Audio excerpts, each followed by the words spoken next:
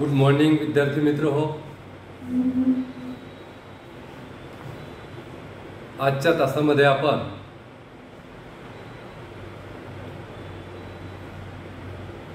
सेवा खर्चाच्या सिद्धांतामधील दोष पाहणार आहोत. मागील तासामध्ये आपण कर भाराचे विभाजन कशा पद्धतीने व्हावे याबाबत मांडल्या गेलेल्या महत्त्वपूर्ण सिद्धांताचा अभ्यास करत होतो. त्यामधील एक सेवा खर्चाचा सिद्धांत. या सेवा खर्चाच्या सिद्धांतावरील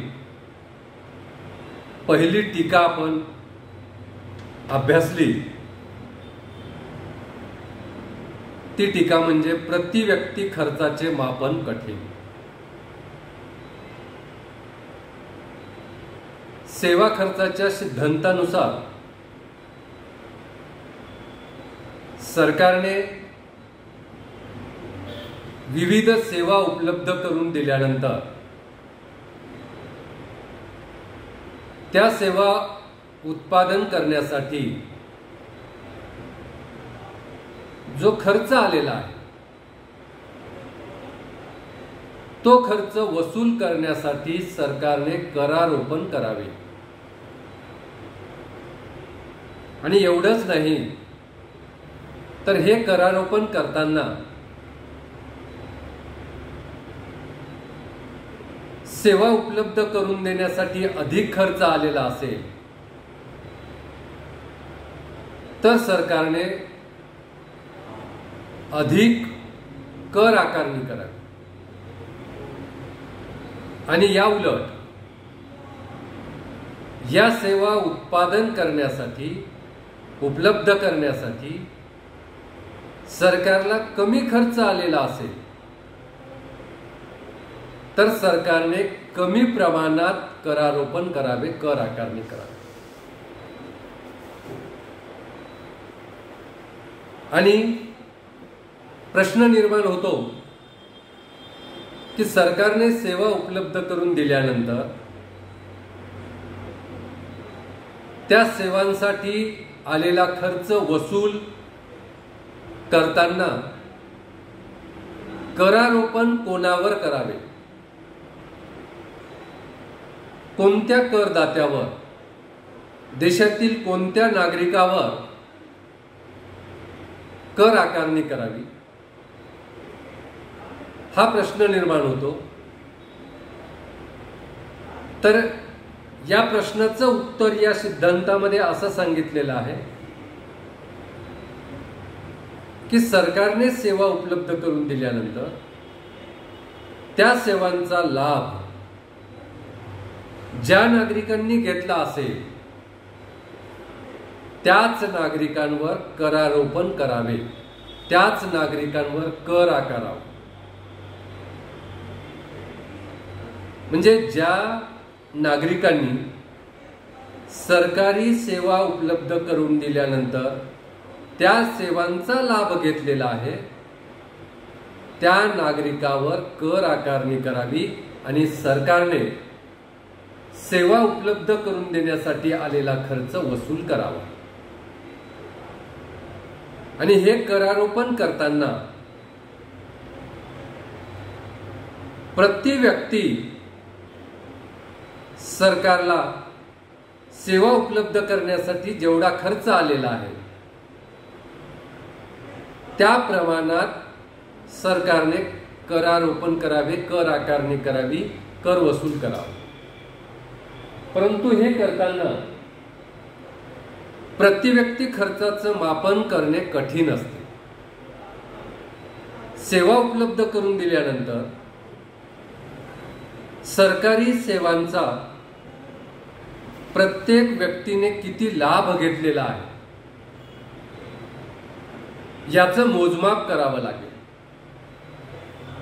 आणि हे मोजमाप करून प्रति व्यक्ती सरकारचा किती खर्च झालेला आहे याचं मापन करावं लागेल. देशातील प्रत्येक नागरिकाने या सेवाचा लाभ घेतल्यानंतर प्रत्येक व्यक्तीसाठी सरकारचा खर्च किती आलेला आहे याचं मापन करावं लागते. म्हणजे लाभ घेणाऱ्या व्यक्तीमध्ये सरकारला दरडोई खर्च किती आलेला आहे, सरकारचा झालेला एकूण खर्च भागिले लाभ घेणाऱ्या व्यक्तींची संख्या, आणि ही लाभ घेणाऱ्या व्यक्तींची संख्या या पद्धतीने प्रमाण काढून दरडोई खर्च काढावा लागेल. आणि हा दरडोई खर्च काढल्यानंतर प्रति व्यक्ती खर्चाचं मापन होईल आणि त्यानुसार कर वसूल करावा लागेल. वस्तू व सेवांच्या उत्पादनासाठी झालेला खर्च वसूल करावा लागेल. परंतु अनेक वेळा हा खर्च मापन करणे कठीण असते, कारण संरक्षणावर दरडोई किती खर्च झालेला आहे. समजा एखाद्या ठिकाणी सरकारने सार्वजनिक बाग निर्माण केलेली आहे. ती बाग निर्माण केल्यानंतर प्रत्येक व्यक्तीनं त्याचा किती लाभ घेतलेला आहे आणि त्यासाठी दरडोई किती खर्च आलेला आहे याचं मापन करावं लागेल. उदाहरणार्थ सरकारने एक धरण बांधलं आणि पाणी पिण्यासाठी, शेतीसाठी पाण्याची सुविधा उपलब्ध करून दिली. ही पाण्याची सुविधा उपलब्ध करून दिल्यानंतर प्रत्येक व्यक्तीसाठी या धरण बांधण्याचा किती खर्च आलेला आहे ही शोधून काढावं लागेल. तसंच सरकारने समजा न्याय व्यवस्था निर्माण केली. न्याय व्यवस्था निर्माण केल्यानंतर त्या न्याय व्यवस्थेचा कोणत्या व्यक्तीला किती लाभ झालेला आहे त्यानुसार न्याय व्यवस्था ही सेवा उपलब्ध करून देण्यासाठी किती खर्च आलेला आहे आणि तो प्रत्येक व्यक्तीनुसार किती आलेला आहे याचं मापन करून सरकारने कर आकारावा आणि सरकारने करारोपण करावं, कर वसूल करावा, असं सेवा खर्चाचा सिद्धांत सांगतो. त्यानुसार न्याय व्यवस्थेचा दरडोई खर्च किती आलेला आहे याचं मापन करून प्रति व्यक्ती खर्चाचं मापन सरकारला करावं लागतं आणि त्यानुसार करारोपण करावं लागतं. उदाहरणार्थ सरकारने रस्ते समाजासाठी निर्माण केले. रस्ते निर्माण केल्यानंतर, रस्ते ही सुविधा निर्माण केल्यानंतर प्रत्येक व्यक्तीसाठी रस्ते निर्माण करण्याचा किती खर्च आलेला आहे याचं मापन करणे कठीण असते. याचं योग्य मापन करणे कठीण असते. म्हणून त्या ठिकाणी सरकारने सेवा उपलब्ध करून देण्यासाठी प्रति व्यक्ती खर्च कसा मोजावयाचा, सेवा उपलब्ध करून दिल्यानंतर त्या सेवेचा लाभ घेणाऱ्या व्यक्तीवर दरडोई खर्च किती झालेला आहे तो दरडोई खर्च त्या ठिकाणी मोजावा लागतो. आणि हा खर्च मोजणे कठीण असते, कारण सरकार संरक्षण व्यवस्था असेल, बाग निर्मिती असेल, धरण बांधणे असेल, न्याय व्यवस्था असेल, रस्ते असतील, हे सरकार समाजासाठी निर्माण करते. संपूर्ण समाजासाठी सरकारने हा केलेला खर्च असतो. आणि संपूर्ण समाजासाठी हा सरकारने केलेला खर्च असतो। त्यामुळे प्रति व्यक्ती या सेवावर होणारा खर्च किती आहे याचं मापन करणे कठीण असते आणि याचं मापन करणे कठीण असल्यामुळे सरकार या सिद्धांताचा वापर करताना अनेक अडचणी येतात। म्हणून सेवा खर्चाचा वापर करताना अनेक मर्यादा येतात। हे लक्षात घेऊन आधुनिक काळामध्ये सेवा खर्चाच्या सिद्धांताचा वापर कमी झालेला आहे। या सिद्धांताला फारसं महत्त्व राहिलेलं नाही। त्यामुळे प्रति व्यक्ती खर्चाचे मापन करणे कठीण असते। ही सेवा खर्चाच्या सिद्धांतावर पहिली टीका केली जाते। त्यानंतर आपण सेवा खर्चाच्या सिद्धांतावरील दुसरी टीका अभ्यासणार आहोत। दुसरी टीका काय आहे तर दुसरी टीका आहे लाभार्थी शोधणे कठीण। लाभार्थी शोधणे कठीण। सेवा खर्चाच्या सिद्धांतानुसार सरकार सेवा निर्माण करून देते आणि ती सेवा निर्माण केल्यानंतर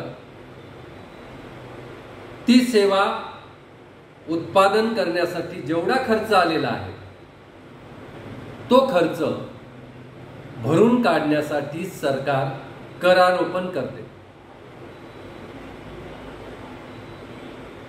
अशा पद्धतीनं करारोपण करताना सेवा खर्चाच्या सिद्धांतानुसार ज्या व्यक्तीने सरकारी सेवेचा जेवढ्या प्रमाणामध्ये फायदा घेतलेला आहे, जेवढ्या प्रमाणामध्ये लाभ घेतलेला आहे, तेवढ्या प्रमाणात त्या व्यक्तीवर सरकारने कर आकारावा। परंतु सरकारने सेवा उपलब्ध करून दिल्यानंतर त्या सेवेचा लाभ, त्या सेवेचे लाभार्थी शोधून काढायचे आणि त्या लाभार्थ्यामध्ये सुद्धा कोणत्या लाभार्थ्यानं कमी लाभ घेतलेला आहे, कोणत्या लाभार्थ्यानं अधिक लाभ घेतलेला आहे, याचं मापन करणे, याचा शोध घेणे हे कठीण असते। हे काम अतिशय जिकिरीचं असतं। आता उदाहरणार्थ सरकारने सरकारने संरक्षण व्यवस्था निर्माण करून त्या संरक्षण व्यवस्थेचा लाभ कोणत्या लाभार्थ्याने किती घेतलेला आहे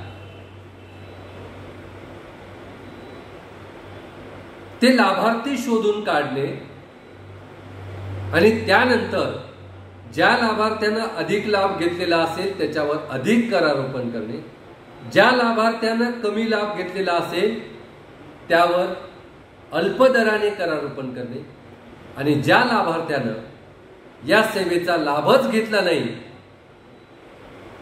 त्याच्यावर करारोपण न करणे, अशा पद्धतीनं लाभार्थी शोधून करारोपण करावं लागतं। आणि हे लाभार्थी शोधून काढणे हे अत्यंत कठीण काम असते, अत्यंत जिकिरीचं काम असते।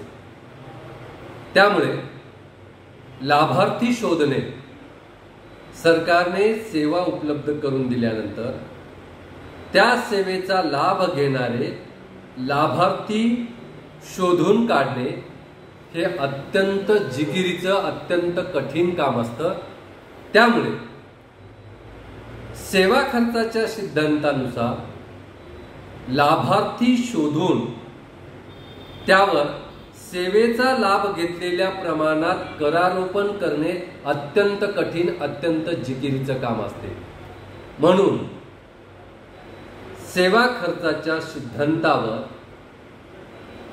दुसरी जी टीका केली जाते ती म्हणजे लाभार्थी शोधणे हे अत्यंत कठीण काम आहे। त्यामुळे सेवा खर्चाच्या सिद्धांताच्या वापरावर मर्यादा येतात। म्हणून या सिद्धांताचा वापर आधुनिक काळामध्ये अत्यंत कमी झालेला आहे। त्यामुळे या सिद्धांताचं महत्त्व कमी झालेलं आहे। त्यानंतर सेवा खर्चाचा जो सिद्धांत आहे, कर भाराचे विभाजन कशा पद्धतीने व्हावे हे सांगण्यासाठी तर या सिद्धांतावर तिसरी टीका केली जाते, ती म्हणजे सरकार म्हणजे उत्पादक नव्हे। सेवा खर्चाच्या सिद्धांतावर तिसरी जी टीका केली जाते ती टीका म्हणजे सरकार म्हणजे उत्पादक नव्हे। सेवा खर्चाच्या सिद्धांतानुसार सरकार देशातील नागरिकांसाठी, संपूर्ण समाजातील नागरिकांसाठी विविध प्रकारच्या सेवा उपलब्ध करून देते आणि ह्या विविध प्रकारच्या सेवा उपलब्ध करून दिल्यानंतर सरकार त्या सेवा निर्माण करण्यासाठी जो खर्च आलेला आहे तो खर्च भरून काढण्यासाठी, तो खर्च वसूल करण्यासाठी सरकार कर आकारणी करते आणि कराच्या माध्यमातून सरकारला विविध सेवा निर्माण करून देण्यासाठी जो खर्च आलेला आहे तो खर्च वसूल करते।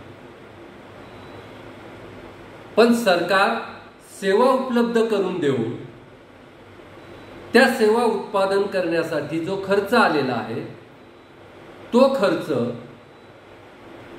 कराच्या माध्यमातून वसूल करून देण्यासाठी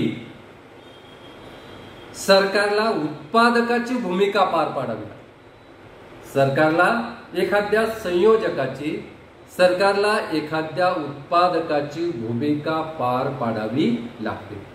म्हणजे थोडक्यात सरकार सेवा उपलब्ध करून देणे आणि त्या सेवा उपलब्ध करून देण्यासाठी जो खर्च आलेला आहे तो कराच्या माध्यमातून किंमत रूपाने वसूल करणे, अशा प्रकारे सरकार एक उत्पादकाची भूमिका पार पाडते, असा सेवा खर्चाचा अर्थ आहे। परंतु प्रत्यक्षामध्ये सरकार हे काही उत्पादक नाही, सरकार हे काही संयोजक नाही, सरकार हे काही खाजगी उत्पादकाप्रमाणे उत्पादक नाही। कारण सरकार सेवा उपलब्ध करून देताना व्यक्तिगत सेवांचा विचार करीत नाही आणि सरकारने व्यक्तिगत सेवांचा विचारही करू नये। कारण सरकार हे संपूर्ण समाजासाठी आहे आणि सरकारने कोणतीही सेवा निर्माण करून दिली तर ती संपूर्ण समाजासाठी असते।